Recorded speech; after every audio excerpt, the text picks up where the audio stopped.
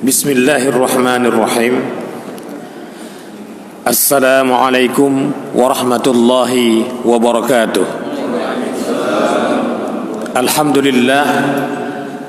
Alhamdulillahilladzi ja'alana minan nasihin wa afhamana min ulumin ulama'ir rasikhin.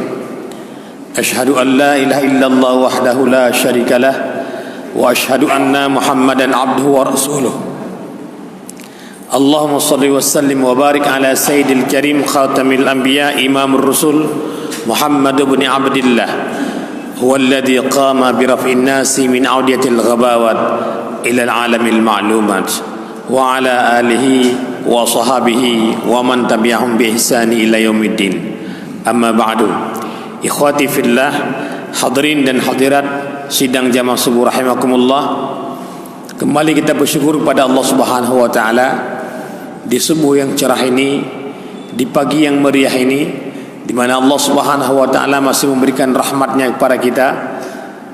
Allah Subhanahu wa taala masih memberikan nikmatnya kepada kita sehingga kita bisa melanjutkan perjalanan safar yang ibadah kita di bulan Ramadan yang ke-20 ini. Selanjutnya selawat salam sama-sama kita sanjungkan kepada baginda Rasul Muhammad sallallahu alaihi wasallam yang dengan risalah sucinya kita masih tetap tercerahkan dalam bentuk keimanan dan ketakwaan kita kepada Allah Subhanahu wa taala, dan itu semuanya berkat daripada perjuangan beliau sehingga sampai ke zaman kita dan di tempat kita yang kita cintai ini.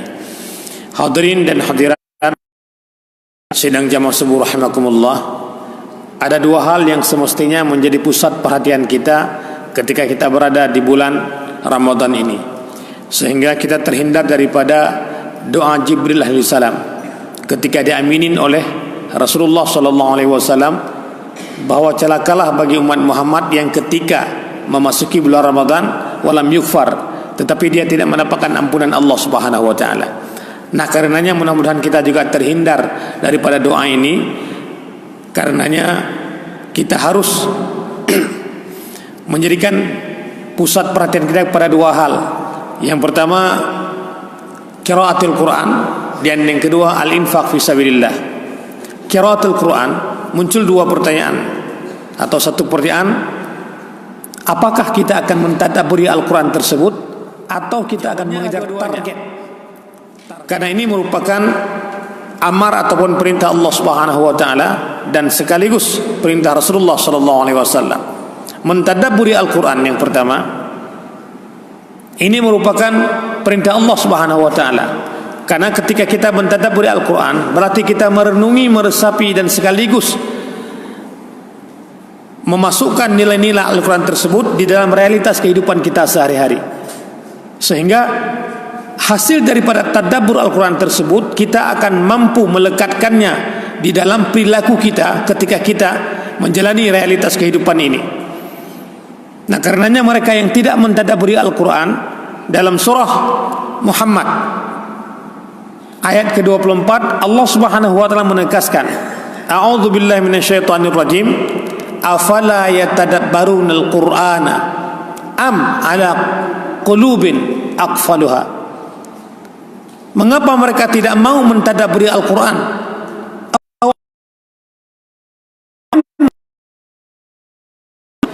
Dan ini merupakan teguran Allah Subhanahu wa taala yang cukup lugas, tajam kepada orang yang tidak mau merenungi makna yang terkandung di dalam Al-Quran tersebut.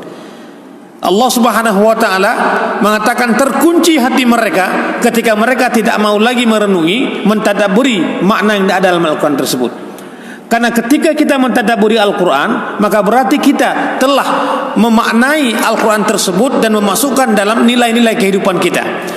Ada perubahan perilaku kita dari yang tidak tahu menjadi tahu, dari yang tidak benar menjadi benar, dari hal yang kita berada pada proses jahiliyah kepada aktivitas yang. Karenanya orang yang mentadabburi Al-Quran adalah orang yang cerdas, mukmin yang cerdas dalam menyikapi realitas kehidupan. Makanya orang yang mentadabburi pun mereka akan mendapatkan pahala berlipat dari Allah Subhanahu wa taala. Sisi yang kedua, mengejar target khatam. Dan ini juga merupakan perintah Rasulullah sallallahu alaihi wasallam. Sebuah hadis Rasulullah sallallahu alaihi wasallam yang diriwayatkan oleh Imam At-Tirmizi nomor hadis 2836, dari Abdullah bin Mas'ud, Rasulullah SAW mengungkapkan bahwa man qara'a harfan min kitabillah falahu bihi hasanah wal hasanatu bi'ashri amsilah wala aqul alif lam min harfun walakin alif harfun lam harfun wa mim harfun. Artinya di sini Rasulullah SAW memberikan stimulus kepada kita bahwa mereka yang satu huruf saja maka baginya ada 10 kebaikan. Dan Rasulullah mengatakan, aku tidak mengatakan alif lam mim tersebut satu huruf, tetapi alif satu huruf, lam satu huruf, dan mim satu huruf. Artinya ketika kita membaca alif lam mim, maka kita mendapatkan 30 pahala di luar Ramadan. Tapi ketika kita berada pada bulan Ramadan saat ini, Allah akan menambahnya minimal 10 pahala. Kalau tadi kita mendapatkan alif lam mim 30, maka kalikan 10 lagi, maka akan mendapatkan 300 di bulan Ramadan ini. Itu minimal. Tapi ketika Allah Subhanahu wa taala menginginkan pahala pada bulan Ramadan ini, suka-suka Allah maksimalnya. Mau 1 juta, mau 1 triliun, suka-suka Allah. Nah, mengajar target semakin banyak kita khatam, maka akan semakin banyak pula kita mendapatkan huruf di dalam Al-Quran. Imam Syafi'i radhiyallahu ta'ala mengungkapkan dan telah mendeteksi huruf yang ada di dalam Al-Quran itu ada seluruhnya ada 1.027.000 huruf. Huruf alifnya saja itu ada 40.720 huruf. Dan sementara yang paling kecil adalah, yang paling sedikit adalah huruf zat, itu ada 740 huruf.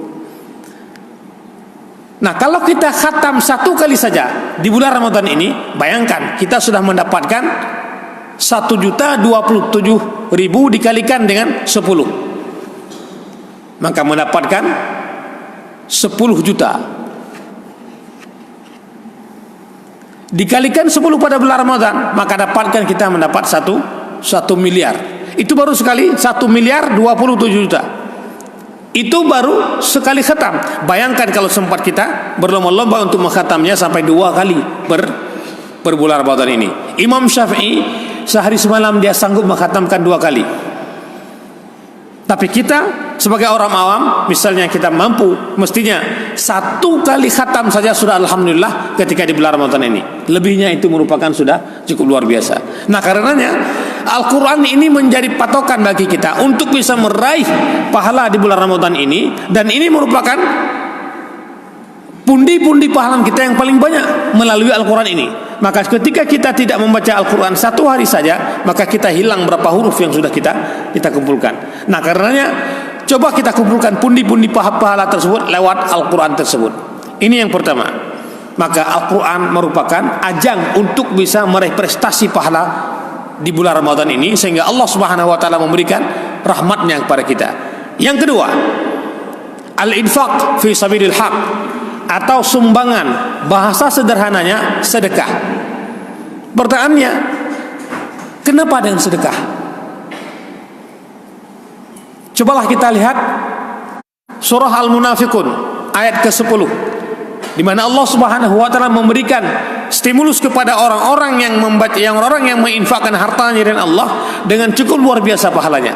Allah mengungkapkan, A'udzu billahi minasyaitonir rajim wa anfiqu mimma razaqnakum min qabli an ya'tiya ahadakumul maut fayaqula rabbi laula akhartani ila ajalin qarib fa asaddaqa wa akum minas shalihin. Jadi orang yang sudah hampir meninggal, bahkan orang yang sudah meninggal ingin dibangkitkan oleh Allah Subhanahu wa taala walau hanya sedetik saja, mereka ingin bersedekah. Dan berinfaklah kamu sekalian dari apa-apa yang telah aku rizkikan kepada kalian, min qabli ayati ahadakumul maut, sehingga ada salah seorang di antara temanmu, ada salah satu di antara rekanmu, saudaramu tersebut mendekati kematian. Fa yaqula rabbi, kemudian mereka bercanda dengan Allah, mereka berandai-andai dengan Allah Subhanahu wa taala, rabbi laula akhartani ila ajalin qarib, seandainya engkau mau mendelay sedetik saja umurku ya Allah, fa asaddaqa, maka sungguh aku akan bersedekah, wa akum minas salihin, sehingga aku menjadi orang-orang yang saleh. Pertanyaan yang muncul adalah, kenapa sedekah? Kenapa orang yang sudah mati ingin dibangkitkan oleh Allah Subhanahu wa taala walau hanya sejenak saja mereka ingin bersedekah? Karenanya Imam Nawawi rahimahullah taala mengungkapkan bahwa innas sadaqata burhanu li sidqi imanihi, bahwa sedekah ini merupakan bukti kebenaran iman seseorang. Kalau kita mengatakan saya beriman pada Allah Subhanahu wa taala, kalau kita belum gemar bersedekah, maka belum terbukti kebenaran iman kita. Menurut Imam Nawawi. Maka sedekah, orang yang sudah gemar bersedekah, suka bersedekah, kagak amal sedekah, maka kebenaran imannya itu sudah terbukti. Ibnu Qayyim al-Jauzi mengungkapkan, kalau bukan karena ada sesuatu yang paling dahsyat dalam sedekah tersebut, pasti orang mati tersebut ketika ingin dibangkitkan tidak mungkin akan meminta sedekah tersebut sebagai bagian dari kehidupannya. Pasti ada sesuatu yang lebih hebat. Cobalah kita lihat sekarang ini, bahwa sedekah tersebut memiliki faedah dan manfaat cukup luar biasa. Yang pertama, sedekah tersebut mampu memperlancar proses sakaratul maut kita. Saat kita akan mau meninggal, saat kita mengalami kesakitan dan kesusahan dan kepayahan ketika kita dicabut nyawa kita, maka datang pahala daripada sedekah tersebut untuk bisa menyelesaikan proses tersebut. Mudah kita ketika kita sakaratul maut. Ini yang pertama.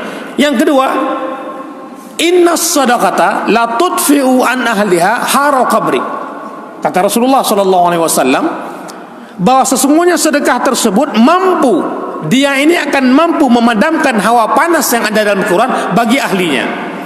Artinya mayat yang ada dalam Quran tersebut itu akan mengalami dingin, sejuk dari hawa yang panas yang ada akibat daripada pahala sedekah tersebut. Dia datang untuk memadamkan hawa panas yang ada dalam kuburan. Bukankah Rasulullah SAW juga mengungkapkan bahwa ada 3 hal, ada 3 amal di mana anak Adam tersebut akan terputus amalnya di muka bumi ini kecuali 3 perkara. Salah satunya adalah sedekatun jariyah, sedekah jariyah. Sedekah jariyah ini adalah sedekah yang mengalir terus sampai ke kuburan, sampai ke akhirat. Dia nanti akan menolong kita, dia nanti akan membantu kita dalam mengalami proses kesusahan, apakah ketika kita berada dalam kuburan ataupun ketika kita ada di pengadilan Allah Subhanahu wa taala. Maka sedekah inilah selain dia mampu untuk bisa memadamkan hawa panas yang ada dalam kuburan, tapi juga dia bisa melepaskan kesusahan kita yang ada dalam kubur juga di akhirat nantinya. Yang ketiga, persoalan yang paling pelik dan susah di akhirat di pengadilan Allah Subhanahu wa taala ketika terjadi persidangan di sana adalah persoalan harta. Kalau amal yang lainnya mungkin satu pertanyaannya, as-shalaita, apakah kamu salat? Iya ya Allah, saya salat. Silakan masuk surga. Apakah kamu asumta? Apakah kamu berpuasa? Iya ya Allah. Selesai masalahnya. Apakah kamu naik haji? Enggak ya Allah. Kenapa? Belum mampu ya Allah. Oke, silakan. Tapi ketika bicara tentang harta kita, maka di situ muncul 2 pertanyaan. Min aina iktasabta? Dari mana ente dapatkan harta tersebut? Wa ila aina anfaqta? Dan kemana engkau bawa harta tersebut? Ada 2 pertanyaan. Kalau sembahyang, apakah kamu sholat? Sholat ya Allah. Selesai masalah, 1 pertanyaan. Tapi ketika persoalan harta, dari mana engkau dapatkan harta ini? Dari petani ya Allah, halal ini. Saya berdagang ya Allah, halal ini. Saya PNS ya Allah, halal ini. Oke. Tapi ada pertanyaan kedua, karena ini masalah harta.